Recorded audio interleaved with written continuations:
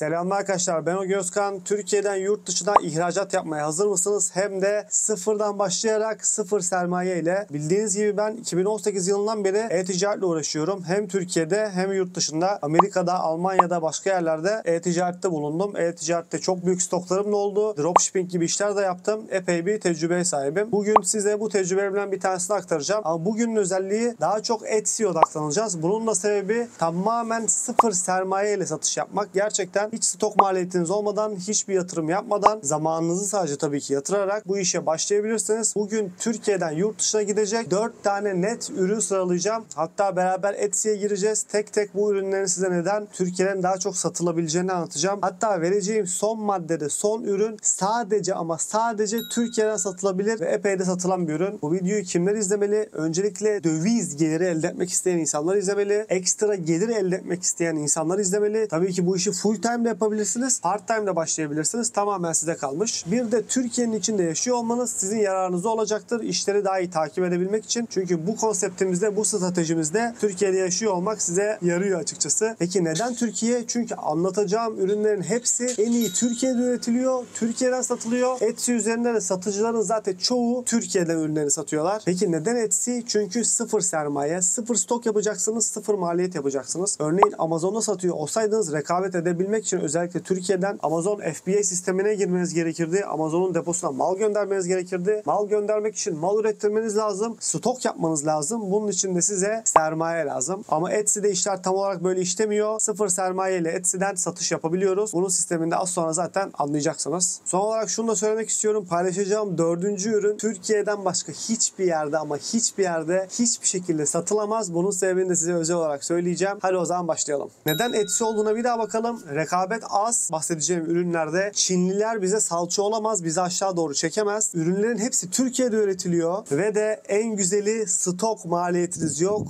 Ben 6 yıllık e-ticaret hayatımda ki 25-30 yıllık ticaret hayatımda öğrendiğim şey stok insanı özellikle sıfırdan başlıyorsanız çok zor durumlara sokabiliyor. O yüzden stok maliyetimizin olmaması hayati derecede önemli. İlk ürünümüz için Türkiye'nin nadide şehirlerinden Afyon'a gidiyoruz. Hayır arkadaşlar, Afyon sucuğu satmayacağız. Afyon'un tabii ki yemekleri de çok meşhurdur. Ülkemizin çoğu şehrinin olduğu gibi. Ama biz buraya Afyon'a ticarete gidiyoruz. Orada çok önemli ocaklar var. Peki nedir bu ocaklar? Mermer ocakları. Arkadaşlar size mermer plaka satın demiyorum tabii ki. Biz burada ne satacağız biliyor musunuz? Mermerden son kullanıcıya ürünler satacağız. Daha da özelinden mermerden lavabo satacağız arkadaşlar. Gelin Etsy'de bakalım mermer lavaboyu dünyada kimler satıyor? Marble Sink diye aratıyoruz ve gördüğünüz üzere satış rakamları zaten çok yüksek. Ayda bundan bir 10 tane satsanız $20.000 ciro yapıyorsunuz. Düşünün. Gelin bakalım üreticiler kimmiş? Bakın gördüğünüz gibi ürünler genelde Türkiye'den gönderiliyor. Çünkü bu ürünler Türkiye'de çok güzel üretiliyor ve baktığımız gibi çok benzer ürünler zaten muhtemelen birbirlerinden görüyorlar ve çok muhtemel bunların ustaları bile aynı olabilir yani.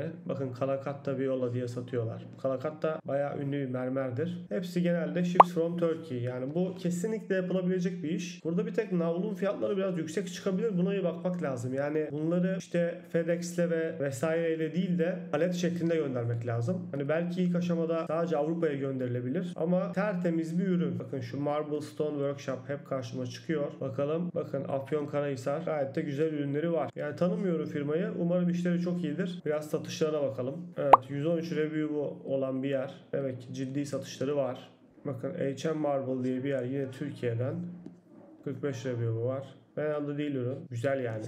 Bakın ne kadar güzel. Araştıracaksınız arkadaşlar. Arkadaşlar yapmanız gereken basit. Öncelikle hayatınızda kendinize bir zaman yaratıyorsunuz. Ve bu yarattığınız zamanda mümkünse Afyon'a gidip oradan kendinize iyi bir usta buluyorsunuz. Yani sistem nasıl işliyor arkadaşlar? Siz ürünü buldunuz. Ürünü iyice seçtiniz. Fotoğraflarını çektiniz. Yani bir numune yaptırdınız mümkünse. Ürünlerin fotoğraflarını koydunuz Etsy'ye. Sipariş geldiği zaman da ustanızı aradınız. Üret kardeşim. Yani aldığınız plaka mermerleri ustanıza verirsiniz. Onun deposunda durur. Ve sipariş olduğunda da direkt sipariş olur. Direkt onun deposundan dünyanın her yerine sevkiyatını sağlarsınız. Sevkiyat hakkında videoyu daha sonra çekeyim. Çünkü ben ikinci ürüne odaklanmak istiyorum. Bu da nedir? Peştemal. Nokta atışı hazır mısınız? O zaman Denizli'ye gidiyoruz. Sadece Denizli'ye de değil, Denizli'nin Buldan kasabasına gidiyoruz. Çok gelip gitmişliğim var. Ve Buldan kasabası peştemal işinin merkezinin merkezi. Nasıl dünya finans merkezi New York'sa, nasıl Türkiye'nin kuyumunun kalbinin attığı yer kapalı çarşıysa, işte peştemal Peştemal'in merkezi de Denizli Buldan kasabasıdır. Oraya gidiyoruz arkadaşlar. Neden Peştemal? Arkadaşlar öncelikle internetten biraz aratın. Turkish Lane Cloth diye ya da direkt Peştemal diye de bakabilirsiniz. Amazon'da çok satılan bir ürün. Yani mass production, çok fazla ürettirip satmanız lazım. Ama Etsy'de özelleştireceksiniz ürünlerinizi. Eğer bilinen geometrik şekillerle satmaya kalkarsanız rekabet etmeniz çok zor. Peştemal ya da havlu bu arada. Sadece peştemal de değil. Özelleştirebildiğiniz kadar özelleştirip Denizli'yi merkezinize alıp orada güzel fabrikalar bulup bu ürünleri çok güzel satabilirsiniz. Gelin Etsy'ye bakalım. Turkish loincloth'lar yani Türk usulü peştemaller kimler tarafından satılıyor? Peştemaller milyon dolarlar kazananlar oldu. Tabii Etsy üzerinden değil. Etsy'den o kadar çok satış yapmak zor ama Amazon'dan 2-3 senede şirketlerini birkaç milyon satanları tanıyorum yani. Birebir tanıyorum. Şimdi buradaki sorun şu. Etsy'de bakın fiyatlar çok düşük. Kar marjı düşük. Yani bu işi yapan çok oldu. Eskiden güzeldi de Amerika'dayken biraz salaklık ettik. 2017 falan herhalde.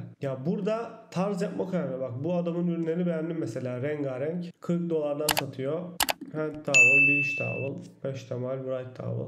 Çok güzel yorumları var. Adamın totalde 1500 yorumu var. Sana da selam olsun. Can Delen, eğer videomuzu izlersen.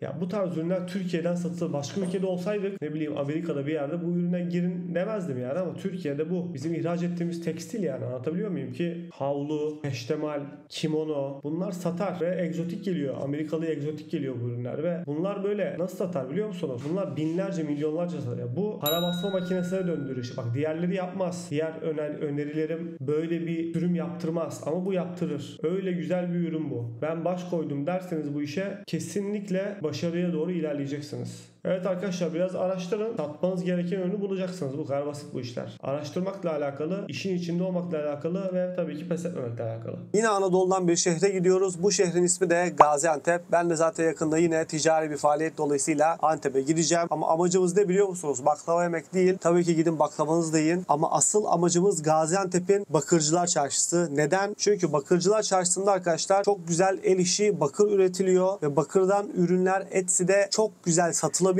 Siz de kendinize uygun bir ürün bulacaksınız. Tabak olur, çanak olur, bardak olur, sürahi olur, çatal olur. Artık siz bulacaksınız ürününüzü ve onu satmaya başlayacaksınız. Sadece Antep'te değil, Maraş bölgesinde de çok güzel üreticiler var. Eğer ki İstanbul'daysanız, adım da atamıyorsanız dışarıya, İstanbul'da da Bakırcılar Çarşısı'nı bulabilirsiniz. Arkadaşlar bakır da Türkiye'den çok fazla ihraç edilebilecek ürün. Gelin tekrardan size Etsy'den gösterelim. Bakırı, daha doğrusu bakırın son kullanıcıya ulaştırılacak halini bardak, çanak gibi dünyaya kimler satıyor? Vallahi ben 40 yıllık paslanmazcıyım ama bakır ürünleri de seviyorum. Gerçekten seviyorum. Özellikle bardakta ve Türkiye'de üretilmesi ayrı bir güzellik oluyor. Şimdi bu ürünü Çin'den ithal edecekseniz hiç girmeyin bu topa zaten. Saçmalık ya da Hindistan'dan orada da yapıyorlar biliyorum. Ama Türkiye'de yapacaksanız bakın Copper Wine Glass çok da güzel. Şeyi de videosunu da çekmiş. Genelde yine bakın Ships from Turkey genelde hep buralardan. Bu zaten bizim tarz. Ama benim önerim etnik ürünlerdense gerçi bayağı da bir review'u var bak bunun da. Şeye odaklanmak. Bu kokteyl bardaklarına odaklanmak. Çünkü bunlar satar. Bunları barlar alır. Toptan satarsınız. Türkiye'de bile satarsın bunları. Ama tabii yurt dışına satmak, döviz geliri elde etmek çok daha iyi. Bakın 78 dolardan satıyor. İkili mi? Copper Concept Shop. Bu da Türk. Small Business in Türkiye. Ürünlerine bakalım. Bakın tenceresinden tavasına hepsini yapıyor. Yani bir ürünle başlarsınız buna. Bu mesela işte Moscow Mule. Bu ünlü bir bardak. Moscow Mule. Girilir bu işe. Yani Etsy'den satılır. 56 dolar. Yorumlarda iyi. Başka bakır çalışalım. Bakın bu dövme tarzı oluyor. Dövülmüş bir bakır. Ya en iyisi bu yine Copper Concept Shop gibi. Bakın ben de bunları paslanmazını satıyordum. İşte bunun sorunu şu. Türkiye'de bunları yapmak paslanmaz olarak zor. Ama bakır olarak yaptırabiliyorsunuz. Şu Copper Concept Shop'u sevdim. Bunu kerteriz alabilirsiniz. Ve son ama efsane ürünümüze geldik. Eğer buraya kadar izlediyseniz çok şanslısınız. Çünkü bu ürün Türkiye'den başka dünyanın hiçbir yerinde ama hiçbir yerinde satılamaz. Çünkü bu taş sadece Türkiye'de Eskişehir'e yakın, Eskişehir civarında bir yerde lüle taşı adı altında biliyorsunuz zaten çıkıyor. Ve bu ürünü Türkiye'nin dışına yarı mamul şeklinde satmak da yasak. Lüle taşı ocaklarından taşı çıkartıp direkt yurt dışına gönderemiyorlar. Yani siz eğer ki Türkiye'de değilseniz, Türk bir ustanız yoksa malı alıp örneğin Norveç'e gönderip orada orada işleyemezsiniz. Türkiye'nin içinde ürettirmek zorundasınız. O şekilde çıkış yapacaksınız. O yüzden Türkiye'nin dışında hiçbir yerden bu ürünü bulamazsınız. Çünkü lüle taşı dünyanın başka hiçbir yerinde yok. Mirçam diye geçiyor ve bu genelde pipoların üzerinde bulunan çok kolay şekil verilebilen kireçe benzeyen biraz ama kireçten çok daha kaliteli bir taş. Bu taş için de Eskişehir'e gidiyorsunuz. Mümkünse odun pazarına gidin. Oradaki ustalarla, oradaki zanaatçılarla tanışın. Kendinize önce bir lüle taşını işlemeyi bilen kişiyi bulun arkadaşlar. Ve lüle taşından pipoları Etsy üzerinden satmaya başlayın. Bu dediğim gibi iyi bir iş. Evet, gördüğünüz gibi Mirçam. Bunu şöyle bir şey duymuştum. Bunu Avusturyalılar zamanında bize almışlar. Çok güzel satıyorlarmış. Ama sonradan işler değişmiş. Zaten bakın burada da Miyana Mirçam diye adam açmış. Güzel de bir tarz var. 183 yorum. Yani bunda belki o kadar çok satmayabilirsiniz ama kar marjı yüksek. 138 dolar. Kaç kilo ya bu? Bakın belki 500 gram, ne 500 gram? 150-200 gram geliyordur. Şurada yazar zaten. Yani bunun kargo maliyeti de yok arkadaşlar. Ufacık da bir şey. Yani inanılmaz bir ürün. Doğru ustayı bulacaksın. Bunu satacaksın yani. Şu tarz ürünleri daha çok tavsiye ederim. Çünkü bunlar daha çok gider. 139 review. Yani adam satmış. En az 1000 tane satmış bu kadar review almak için. Gördüğünüz gibi yine Türkiye'den. Evet, ürünler belli. Skala belli. Tertemiz. Çok fazla seçenek de yok bu arada, fark ettiyseniz. Yani iyi bir tarz yakalarsanız. Bak bu da güzelmiş. Tabii ki Ships from Turkey. Bak bu da Viyana. Şu Viyana'yı merak ettim. Evet. Selamlar Tolga. Videomuza denk gelirsen.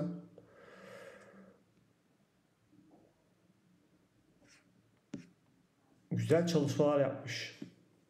Davy Jones, şu Karayip Korsanı'nın düşmanı ya da kimi zaman dostu. Ürünler güzel. Bakın batılı tarzda. Öyle yapacaksın abi. Bunları alacak adam. Anlatabiliyor muyum? Yani müşteri kitlere bakacaksın. Tabii atıyorum araba da satabilirsin ama bak Donald Trump yapmış. Çok benzemiş ama saçtan tanıyorsun yine. Evet arkadaşlar. Çok iyi ürün lüle taşı. Buna bir çalışın bakalım. Ama size bir tip vermek istiyorum. Türkiye'de meşhur olan şeyler dünyada meşhur olmayabilir. Türkiye'de bildiğiniz gibi lüle taşında daha çok Osmanlı motifleri işlenir. Osmanlı Barbaros Hayrettin Paşa'nın suratı konur. Yunus Emre'nin suratı konur vesaire. Ama bu yurt dışında işlemeyebilir. Siz birazcık araştırın. Ona göre üretiminizi yaptırın. Lüle taşı gerçekten Türkiye'de satılabilecek en iyi ürünlerden bir tanesi. Buna bakmanızı da tekrardan öneriyorum. Arkadaşlar umarım video hoşunuza gitmiştir. Eğer ki video hoşunuza gittiyse lütfen beğen butonuna basın ve beni takip etmiyorsanız lütfen beni takip alın. Bu tarz videolar ara ara çekiyorum. Yararlı olmaya çalışıyorum. Tecrübelerimi sizinle paylaşmaya çalışıyorum. O halde arkadaşlar her zamanki gibi bilinç, bilgi ve birlik ile bizimle kalın. Hoşça kalın efendim.